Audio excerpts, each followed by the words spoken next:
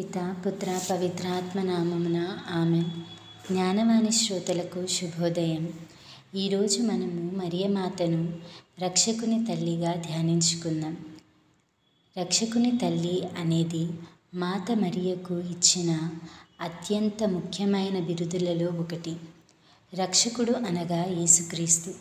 ఆయనను దేవుడు మానవాళిని పాపం మరియు మరణం నుండి రక్షించడానికి పంపాడు. ఈ రక్షకుడైన యేసు ఈ లోకంలోకి వచ్చిన మార్గం ఆయన తల్లి మరియ.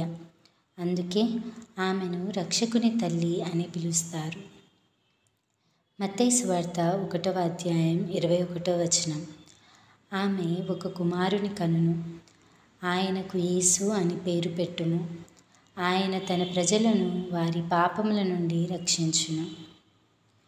లూకా సువార్త 1వ అధ్యాయం 31వ వచనం నుండి 32వ వచనం వరకు.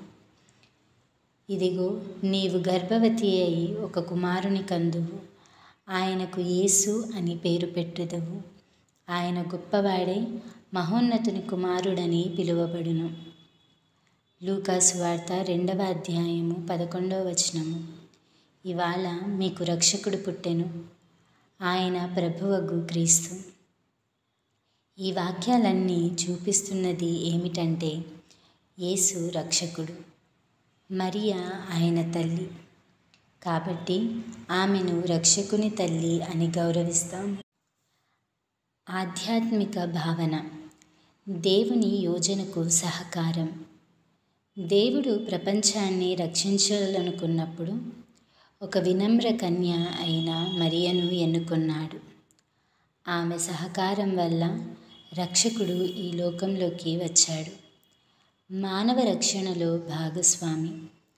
యేసు రక్షకుడు అయితే మరియ ఆయన తల్లిగా ఆ రక్షణ కార్యంలో భాగస్వామి అయ్యింది. తల్లి మరియు శిష్యురాలు. ఆమె యేసుకు తల్లిగా నిలిచిన, ఆయనను విశ్వసించిన మొదటి శిష్యురాలిగా కూడా నిలిచింది. మన జీవితానికి అన్వయం. క్రీస్తును ఆహ్వానించడం.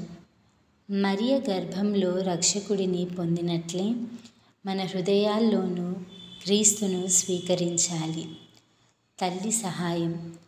రక్షకుని తల్లిగా మరియ మన కోసం ఎల్లప్పుడూ మధ్యవర్తిగా నిలుస్తుంది.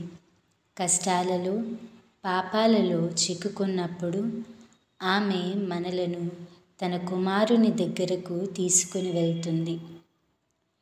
వినమ్రతలో ఆదర్శం.